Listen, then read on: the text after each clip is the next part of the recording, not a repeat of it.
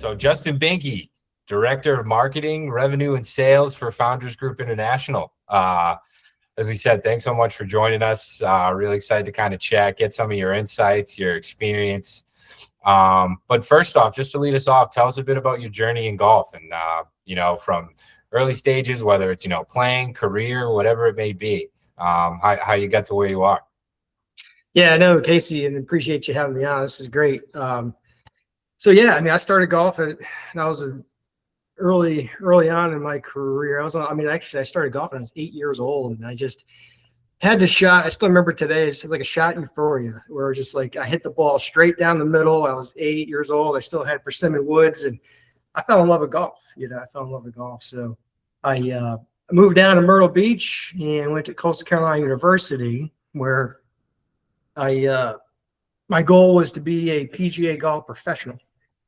So I graduated Coastal being a PGA, and what better place to be in the golf industry than Myrtle Beach with 70 plus golf courses. So I decided to stay, and here I am today, still doing golf, golf management, marketing, sales. Love it. I love every day. So it's been fun. Yeah, now it's landed you at Founders Group International, which is a leading golf course management company. I'm curious, just to get right into kind of the grand scheme of the market. How have you seen the golf market change during your career? Obviously, there's been the post-COVID boom, but you've been around longer than that. So I'm just curious to see some of the progression that you've seen throughout your career. Yeah, a lot of progression here has just been really, it's been the customer experience, really. And then the experience starts with, booking online. Before it was call, and we make you a tee time. Now that experience has become so digitally driven. So we focus a lot of our time and efforts into that digital experience, booking online, whether it's AI now and using CourseRev to help us kind of grow our AI initiatives and dive into that realm. And just the experience of providing for that customer from booking all the way to the golf course itself, providing them with all these F&B options, merchandise options, and getting them engaged with our loyalty programs, membership. So it's so much more than just before it was turn and burn, right? It was to get the customer in, get them out to the golf course, and then on to the next customer. Now it's more about really having the whole experience at hand for that customer, to get them to come back, to be able to talk to them after they play golf. So it's enhanced. It's really enhanced, and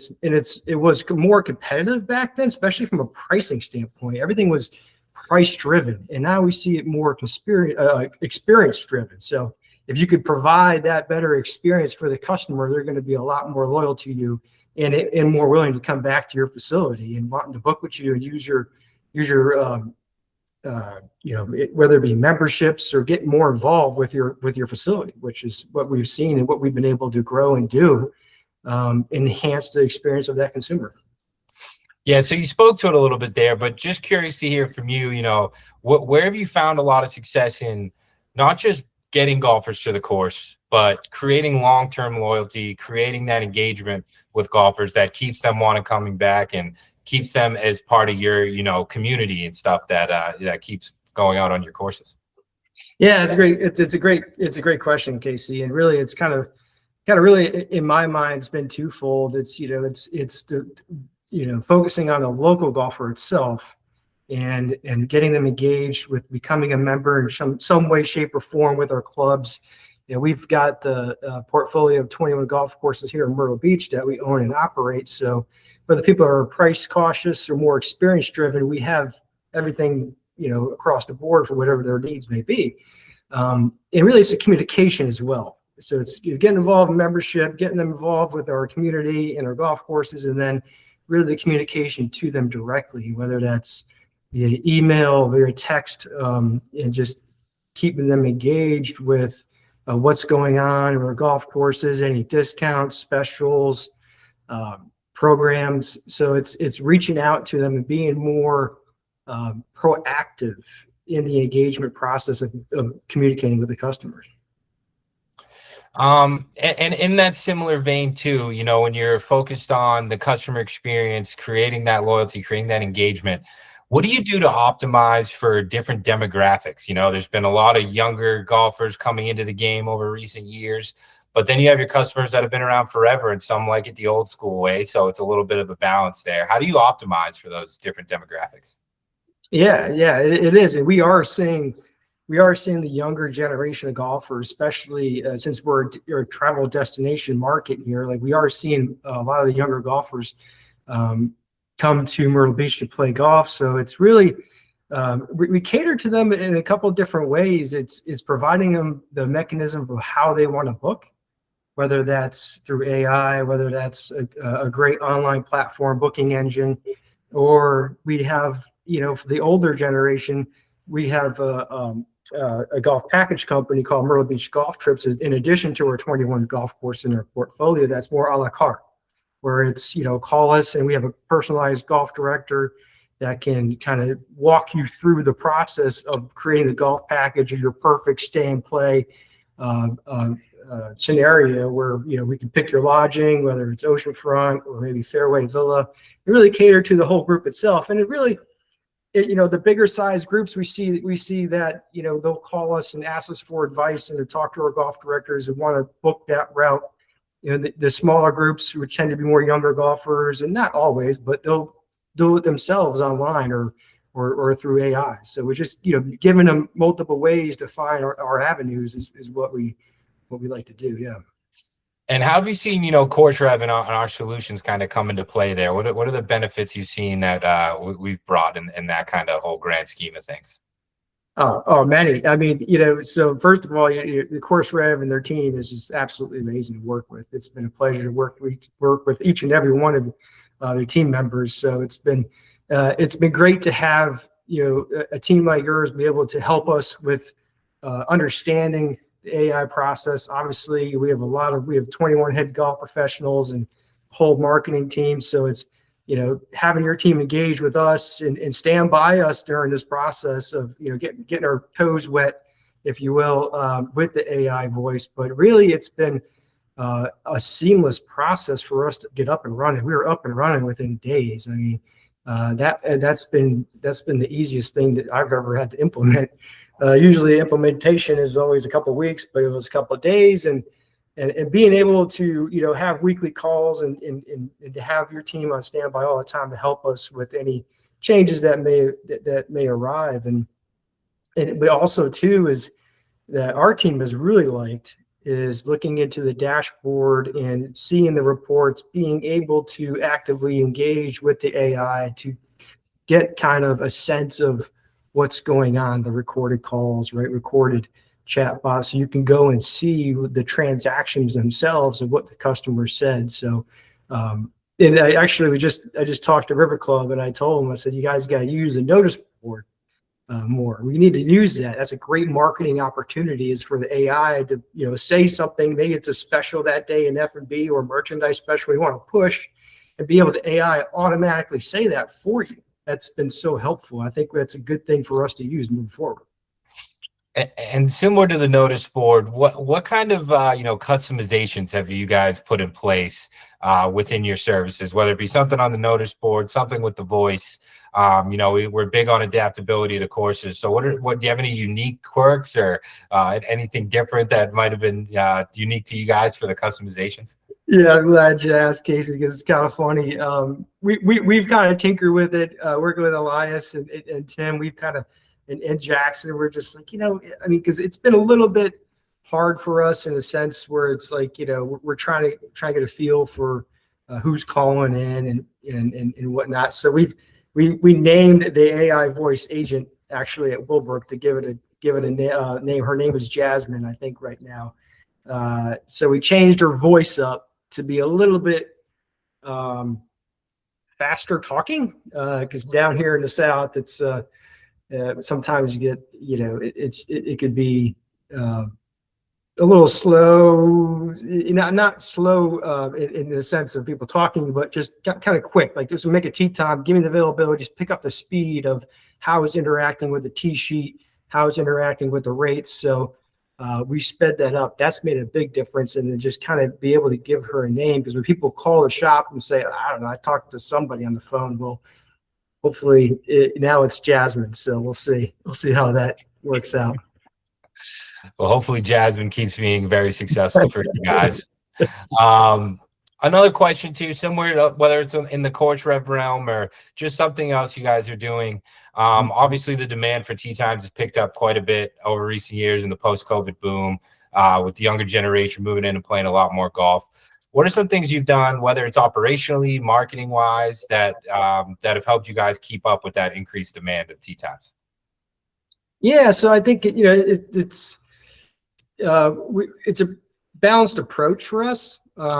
We invested heavily in our digital marketing. We will continue to do that. Whether it's pay-per-click, a lot of Facebook spend, Facebook ads. We strengthened our partnerships with a lot of our travel providers here in the local area that book with us. So it's making sure those, everybody's, aware of what's going on our golf courses, whether it's recent upgrades, green renovations, clubhouse renovations. It's investing in our product, I think, is the best thing that we can look at, and we will continue to do. Like we just redid all of Kings North, all 18 holes over 2 years. We redid the clubhouse at Willbrook Plantation. Right now we are redoing the greens and bunkers at Wild Wing golf course up on 501, and we're doing some stuff in the clubhouse as well. So it's continually investing in our product. That's been able to keep us one step above our competition, I believe. And it just really kind of comes down to also analyzing demand and your pricing strategies, make sure that they're working together as best you can to maximize your profits and your rates and your revenue. So. And then one more I got for you, and then I'll give the team a chance to hop in, so I'm not hogging all the time here. But what would you say to an operator, a golf course management company, an individual manager that maybe is on the fence with CourseRev, and they're either scared of the term AI or they're thinking it's peak season, I can't do it right now? What would you say to an operator like that we might be on a call with and we're trying to get them across the finish line? Yeah, and I've talked to many courses here in the Myrtle Beach market that specifically about CourseRev and about AI, and it's new and it's upcoming. And my best advice is don't be afraid to try it. Right? I mean, it's emerging technology. It's here to stay. AI is going to be in our world from here on out, and it's don't be afraid to try something new. And this is something that I think that is going to be important for us. It's important for the golf industry as we move forward. To capitalize on cost effective, saving costs for using AI, and also from just being ahead of the curve. Golf has always been kind of behind a sense, so it's really, it's embrace it. Like, don't be afraid to embrace it as well. Try it and embrace it. Let's just see if it, you can always stop. If it doesn't work, you can always pull back, but I think it's been great. We're rolling it out, and we're going to continue to do so. So hopefully courses will follow. Yeah, that's exciting. Exactly. You got the switch. You want, you get over it. You can just turn it off. If the flip the switch on, or for the flip of the switch off too, if you need. Yep. Yep. I'm going to pause here, Justin. I'll let anyone jump in because I know we got a good crew. See if anyone has anything they'd like to ask you. Cool. I think we've definitely touched on it, but I just wanted to touch on it again. But what would be, like, in a perfect world, what would be the best that the AI could do for your courses? Maybe apart from, maybe something that's not even booking related. Yeah, I mean, that's a good question, Chris. And we've talked about many different things that AI can do besides kind of the voice. For me, so I also do the revenue for 21 golf courses, and dynamic pricing is great, right? It is something, it's a must for golf courses to do. But even then, I think you can take it another step and use AI to better help price your product, especially in peak months and peak times, where if AI can read what you have out there right now, and for like April's our biggest month. So like, and tell me how to price better by time of day than what we're doing based upon when bookings come in, and it changes, based on, occupancy, price will go up, but maybe my base should be my base for one of the golf courses is right now is 150, or maybe it should be 200 at certain times. Like, and dynamic pricing doesn't tell you where to start per se. It will just tell you where to go. So I think AI can maybe help with some of those things from a pricing standpoint that we just can't see. Yeah, no, that's an excellent point. Yeah. So I hope one day we'll get there. Let's see if we can help you guys out with that. Yes. Yeah, we got that hourly call distribution on the new dashboard. So, we're on our way to helping that exact problem. There we go. Jace, I see the hand. Why don't you hop in? Thanks, Casey. Justin, can you hear me okay? Yep. Thank you for doing this. Really appreciate it. It's very, very valuable, and just wanted to say thank you. Looking forward to meeting you in a couple weeks. Doing new business development. Talking about the competitiveness of golf and demand. You do revenue for 21 golf courses. You do digital marketing. Can you help put into perspective just how competitive the golf market is right now? Like, I'm trying to paint the picture of like the cost of a negative experience. Yeah, it's something that's a good point, Jason. Something I didn't mention, but now it just sparked my brain. So like reviews, like Google reviews, Facebook reviews, like that's so important. And now everybody's looking at reviews, and it's something that we're trying to get more of, obviously better ones, but there's a negative one that comes every now and then that we address. Like we have to always address anything that's a negative review, and to stay in front of that, whether we're wrong or there's a reason for it. But I think to your point, it is competitive. It's very, here in Myrtle Beach, it's very, very competitive market with 70 golf courses in the area, all in different tiers. I think it's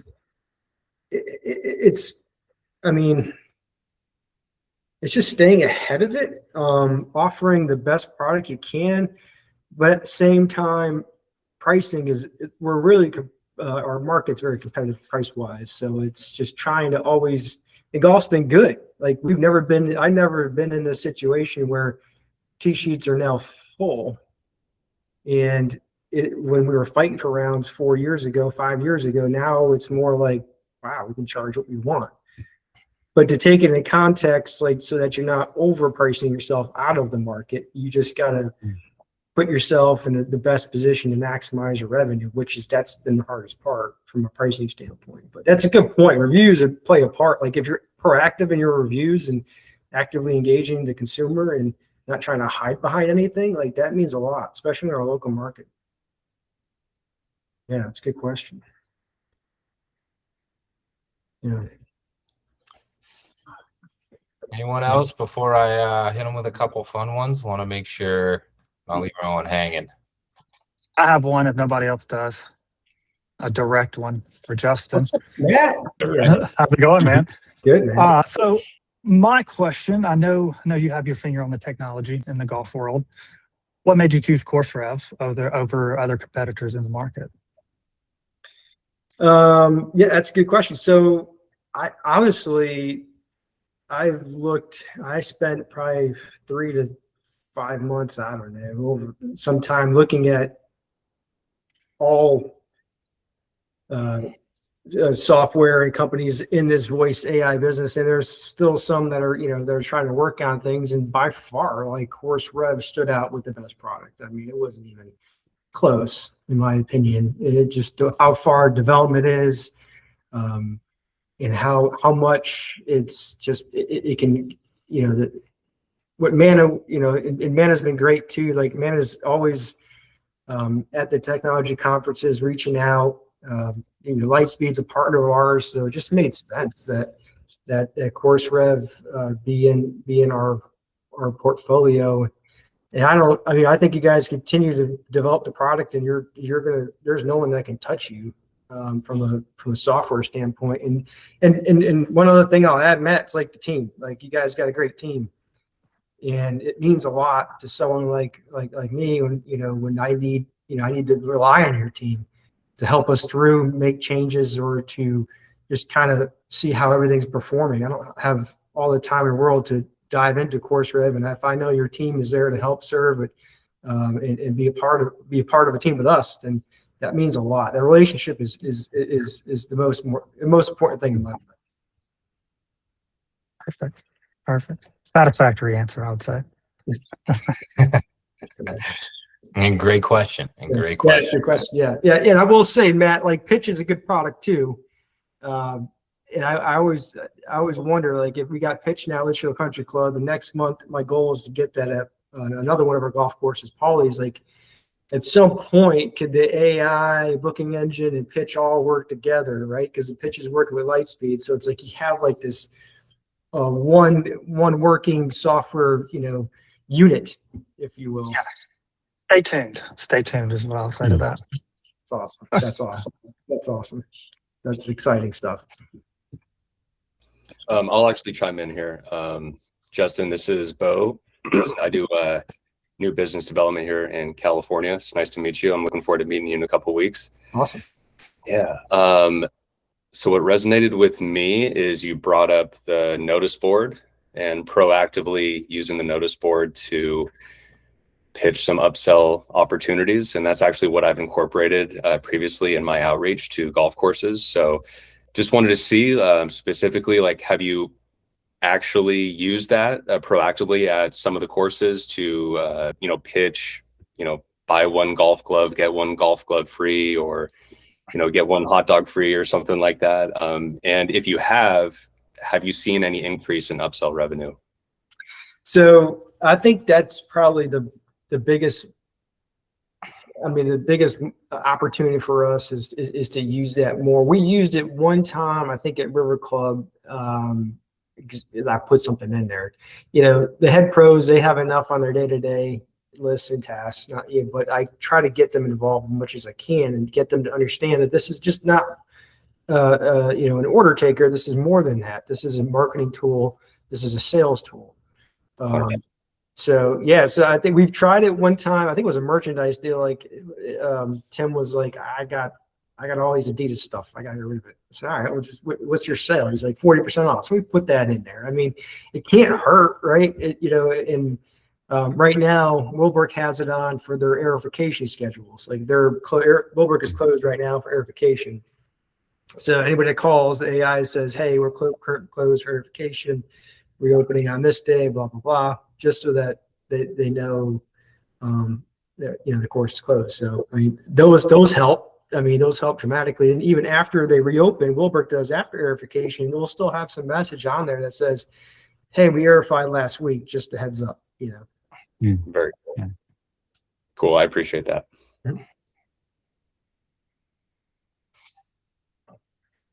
Well, awesome. I mean, Justin, this has been great, really insightful.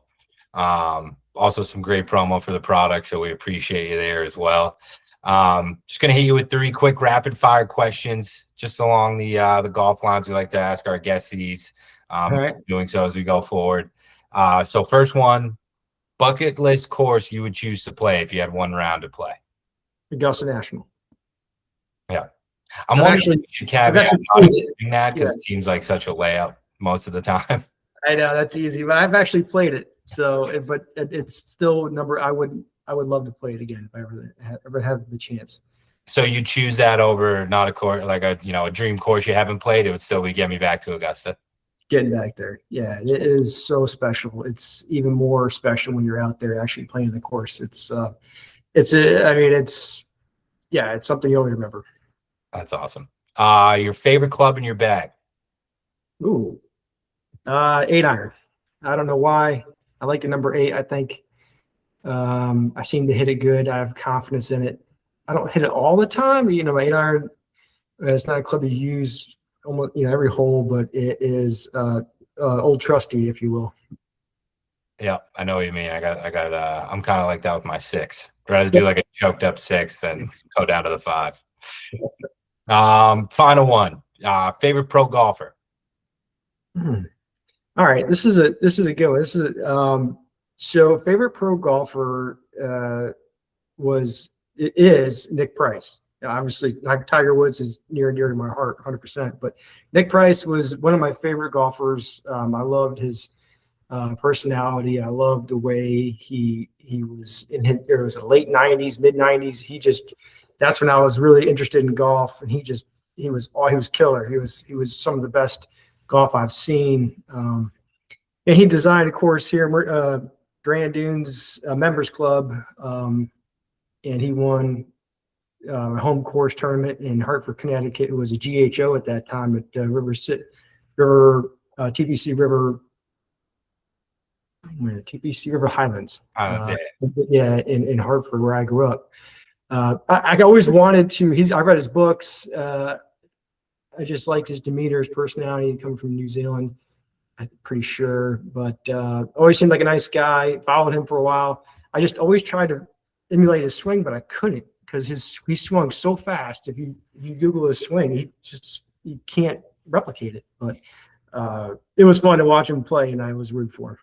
So that's awesome. I'm gonna have to be looking up those videos now and see if we can get that swing speed up. Showing my age back in the 90s. Yeah. I'll give one more answer for any parting thoughts for anybody or any questions, comments, concerns, glowing reviews for our friend Justin here. Yeah, Justin. Something back to the demographic question. I think you might have left out was the college kids. You guys' partnership with Coastal. That's how you guys got my golf. I think I've played probably 90% of my golf at Founders courses because of the primetime membership you guys do with Coastal. So I just wanted to say thanks for that. Always looking out for the kids, Jackson. It's all about the kids. Yes, sir. No, we had a great partnership with Coastal. We give them our membership rates if they're an active student. So it's been a great. I'm glad to hear that. I didn't know that, Jackson, that you use that program. So that's great. Yeah, and I would love giving back to community. We're very involved with the community, so that's important to us. Yeah, it's been a big help to be able to fund my golf habit. Where did you play? You play over like Wild Wing or Burning Ridge? Or? Yeah, Wild Wing a lot. I live right by Wild Wing, so right Okay. there, Myrtle Beach National, Burning Ridge, all of them. Take a trip down to Polly's when I can, but so when everybody comes down here, Myrtle Beach, you're going to be, top dog. You're going to beat everybody, right? I should probably, but I don't know if it'll go that way. Awesome. Yeah, Jackson, thanks for everything you do for us. No, seriously, it's been great to have you here actually in the market. It's been good. And, I know Kevin, talking to Kevin at Willowbrook and Tim at River Club, they really appreciate you dropping by. And really, it's nice to have somebody in the market too. Yeah, absolutely. It's been a pleasure to work with you guys. Cool. Awesome. That's great stuff. Wish I had something like that when I was in college. What a great deal and marketing tool. We can throw that on the notice boards if you want for all those. Yeah, there you go. If you're a Coastal kid, call Jackson. There we go. Yeah, we'll get Jackson on the website. Yeah. Justin, listen, this was awesome. Just insightful, valuable info. Great stuff for CourseRev as a whole. So yeah, we really appreciate you as a partner. We really appreciate you joining today. We'll get a lot of use out of this. So thanks so much. Yeah, I appreciate it. Thanks. I'm looking forward to seeing everybody soon. And Chris, I'll see you in September. And I appreciate the opportunity. Casey, thanks so much. Yeah. Awesome. Good stuff. Thanks, See you Justin. soon. Thanks, everybody. See ya. Yeah. Thanks for joining.